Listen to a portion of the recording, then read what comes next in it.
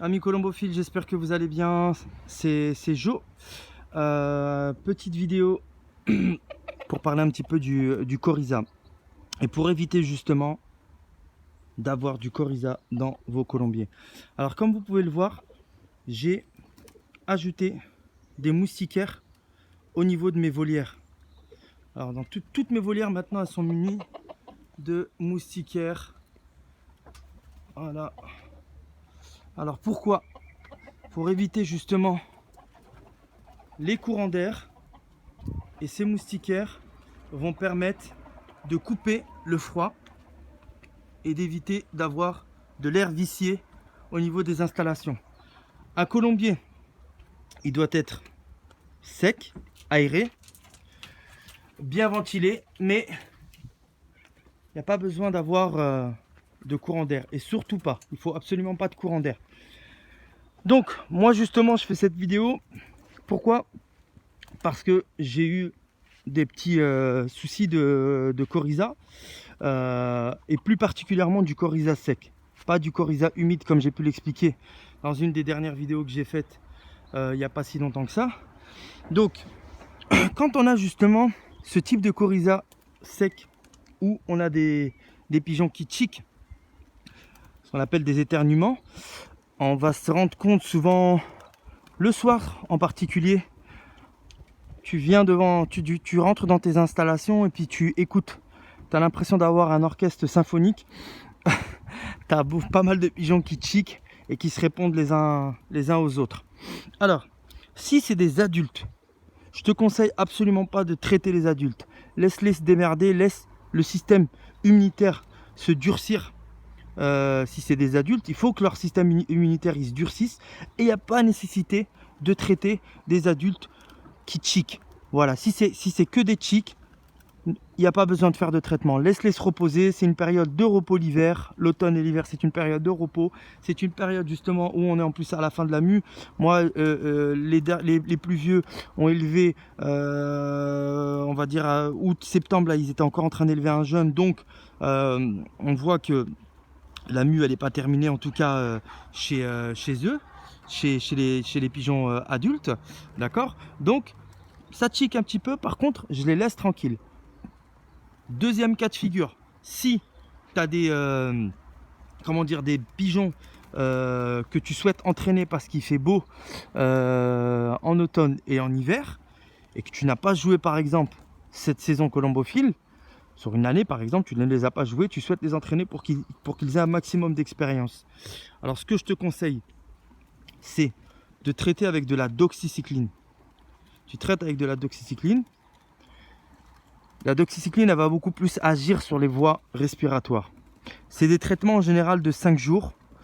Et en général, c'est 2 cuillères à café par litre d'eau.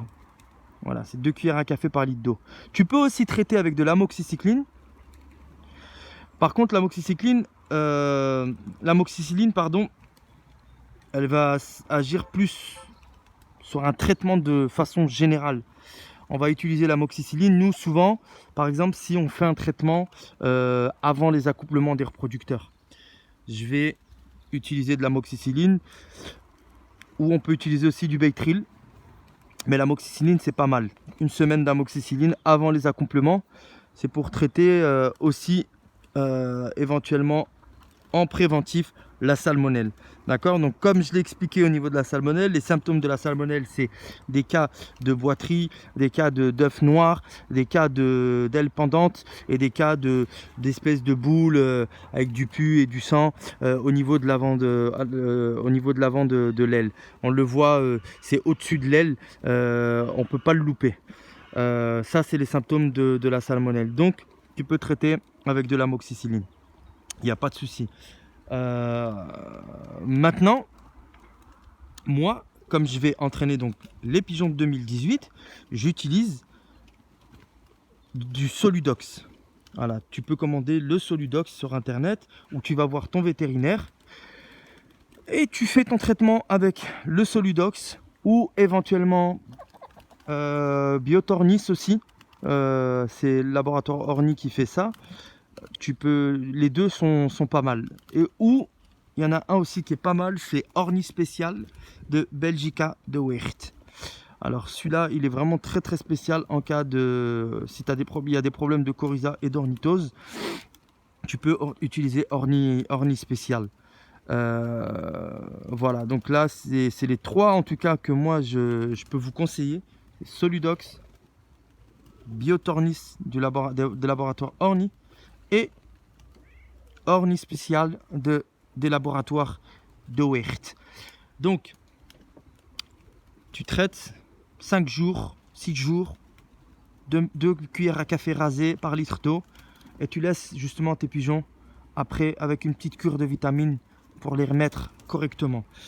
Ce qu'on rencontre aussi, je vois souvent par exemple l'hiver dans des zones humides. Par exemple, moi ici, je suis dans une zone humide. Il y a mon chat ici qui est en train de me faire des câlins en même temps. J'ai une zone humide, c'est-à-dire que j'ai de l'eau qui passe là derrière la forêt et on sent vraiment l'humidité au niveau de... C'est la nature. Alors, les fientes aussi peuvent être, comment dire, pas en fonction des colombiers, pas spécialement vraiment ferme, voilà, pas spécialement ferme. Alors, je rebondis aussi sur cette vidéo pour vous donner aussi un conseil aussi qui est important. Parce qu'on m'a posé aussi la question, c'est est-ce que je peux, comment dire, voir si mes pigeons ils ont de la coccidiose quand les fientes sont liquides ou pas forcément fermes? Non, c'est pas parce que les fientes de tes pigeons sont tout de suite liquides que tu dois t'inquiéter et penser tout de suite qu'il y a de la coccidiose et tu vas dire je vais traiter contre la coccidiose. Alors moi, personnellement, ce que je te conseille, c'est encore une fois de ne pas avoir des oursins dans les poches et d'aller voir un vétérinaire qui va faire une copro. Parce que ce n'est pas nécessairement, comment dire, ce n'est pas parce que les fientes sont un peu liquides ou pas fermes que tout de suite tu as, comment dire, de la coccidiose. C'est possible aussi que les pigeons, ils ont, comment dire, un dérèglement au niveau de la flore intestinale. Donc, quand il y a un dérèglement de la flore intestinale, le top, mais c'est cher, tu peux utiliser Probac 1000 de Brocamp. Ça, c'est bien. Il y a aussi des amateurs qui utilisent Wonder Pigeon. C'est aussi une nouvelle gamme de produits qui est très bien, justement, pour les problèmes d'intestin et pour remettre aussi la flore intestinale en bonne et due forme. Mais aussi, quelque chose aussi qui est bien, moi j'utilise ça, j'ai rien à cacher, j'utilise Entrebac de Ron Fritz, c'est des probiotiques en fait. Les probiotiques vont te permettre justement d'améliorer la digestion et d'avoir des fientes justement qui sont fermes et ça aussi, allez, c'est important. Il ne faut pas tout de suite s'inquiéter et dire oh mes pigeons ils ont de la coccidiose ou je vois que les fientes ne sont pas fermes et tout ça. Les probiotiques, j'ai toujours des probiotiques ici à la maison et je donne par exemple une mesure. Comment? Je donne une mesure par litre d'eau dans le cas où ça va, c'est pas trop grave, on va dire, au niveau de la qualité des fientes. Mais si les fientes sont vraiment liquides et je vois que je dois les aider à remettre la flore intestinale correctement, alors j'utilise deux petites cuillères qui sont avec le pot, ils sont mis à disposition par litre d'eau. Aussi, après des traitements ou aussi au retour des concours, Entrebac il est aussi efficace et ça j'aime beaucoup ce produit là. Aussi Avitestin aussi qui est bien, par exemple quand on a des problèmes avec les pigeonneaux. Léo, ça c'est le guerrier. Et je disais Avitestin qui va permettre aussi de remettre bien les intestins des pigeons. En cas par exemple quand vous avez l'adénovirose avec les pigeons, avec les pigeonneaux, c'est important d'utiliser Wonder Pigeon, mais qui est cher à mes yeux. Je trouve que c'est pas justifié le prix du produit, alors que Avitestin de Ron Fritz c'est la même, presque la même composition et il est 2 fois moins cher. Alors il faut aussi voir, hein, c'est comme les marques de vêtements, par exemple tu vas dire Nike ou Reebok ou Dolce Gabbana ou Chanel, etc. C'est des gens, bah, c'est le haut de gamme on va dire. Et puis, mais un vêtement reste un vêtement, hein. C'est toi qui choisis la marque. C'est ça l'exemple aussi, hein. C'est vrai, un vêtement il reste un vêtement. C'est ton style à toi. Est-ce que tu veux t'habiller comme ça ou comme ça? Alors avec les produits des pigeons, c'est exactement la même chose. Tu vas utiliser par exemple un produit parce que tu penses qu'il est plus haut de gamme que l'autre. Mais si la composition, c'est exactement la même, je ne vois pas la nécessité pour moi d'aller mettre plus cher dans un produit alors qu'on a moins cher et que c'est la même efficacité. Voilà, donc avis testin, vous pouvez trouver ce produit-là aussi sur internet. Je ne veux pas donner trop d'informations parce que je suis encore désolé, mais je le dis et je le redis, les amateurs colombophiles du groupement 44 ne sont pas les bienvenus dans mon YouTube. Et si vous avez des questions à me poser, vous pouvez me retrouver sur Combinasi Joe Diven Sport sur Facebook ou me contacter directement sur mon numéro de portable, je l'ai donné déjà. Mais tout amateur du groupement de Loire-Atlantique du 44, je le revendique et je le dis, vous n'êtes pas mes amis, je ne veux pas vous donner aucun conseil.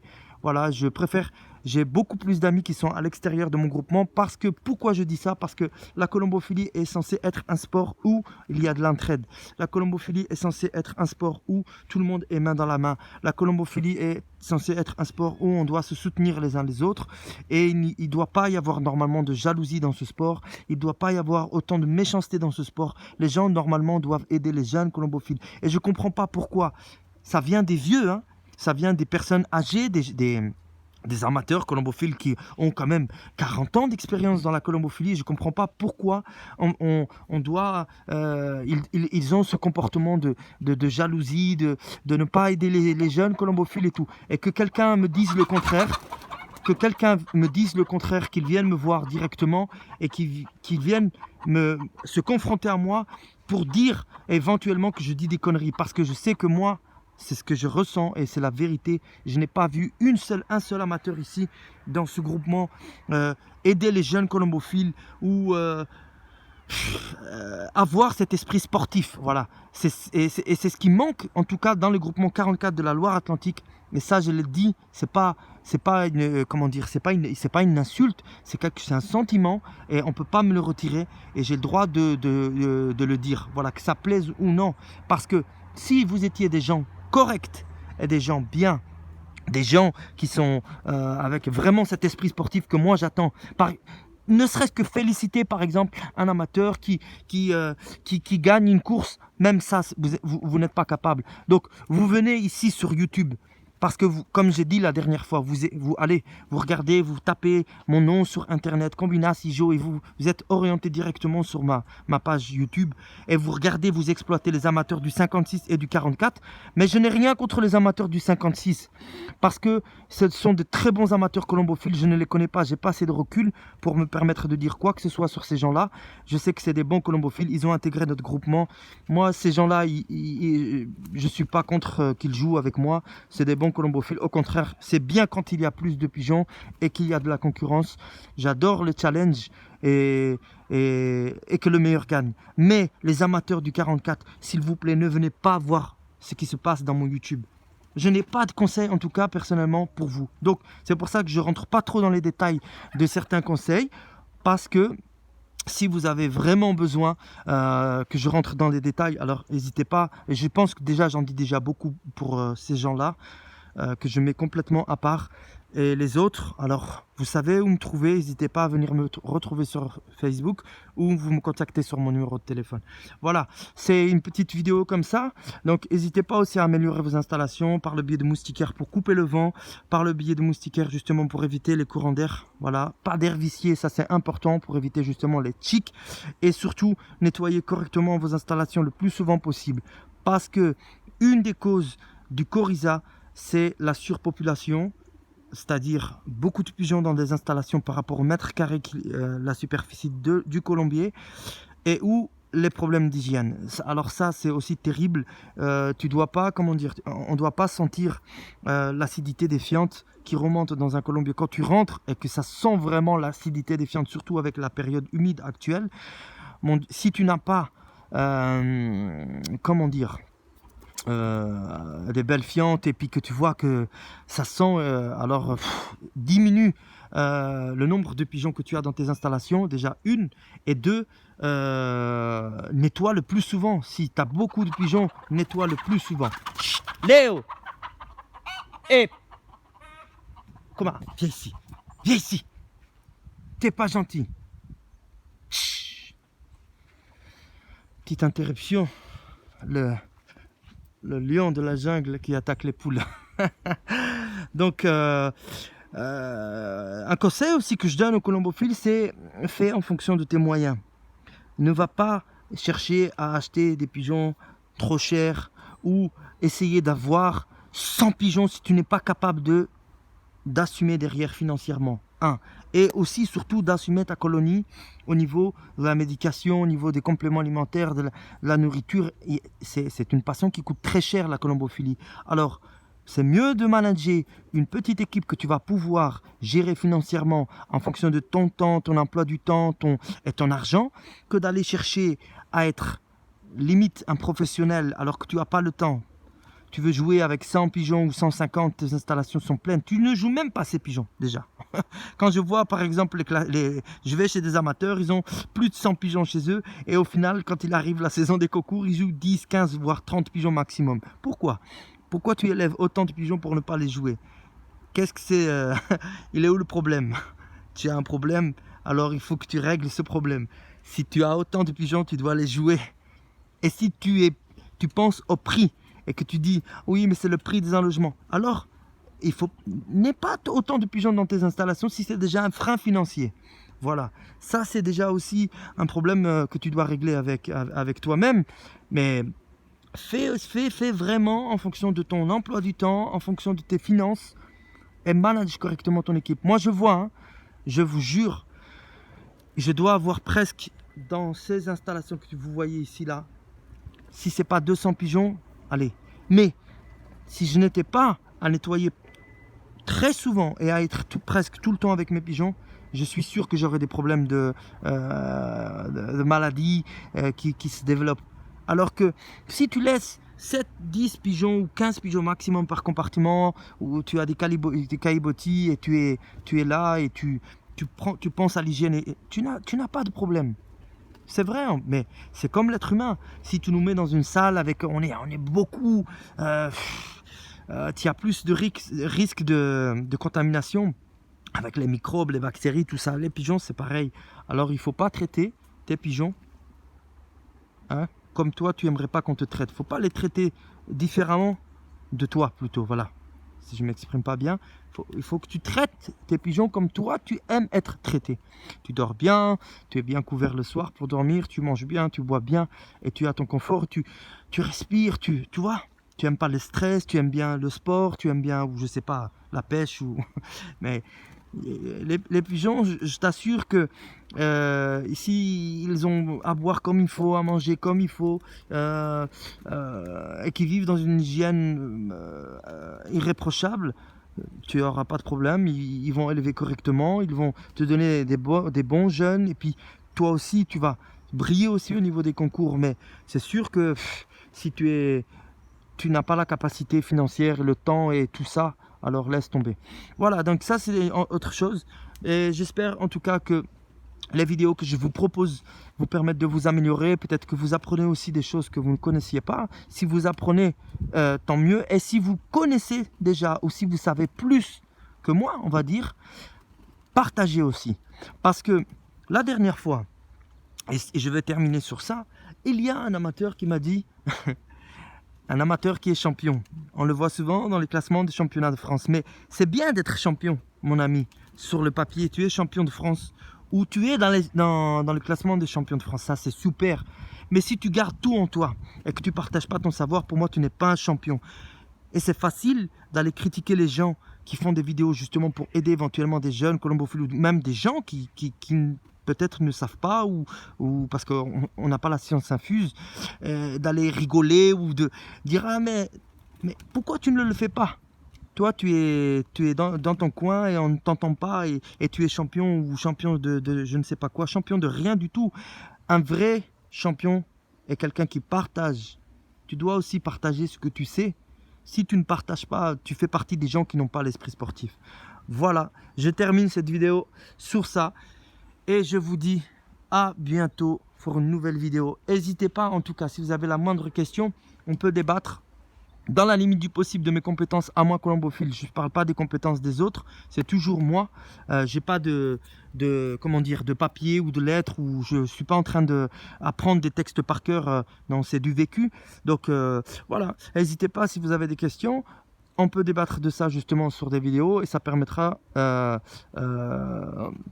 justement d'en savoir plus et d'échanger sur n'importe quel sujet. Je suis toujours partisan d'apprendre, en tout cas moi personnellement. Je vous dis à bientôt, c'était Joe. A plus.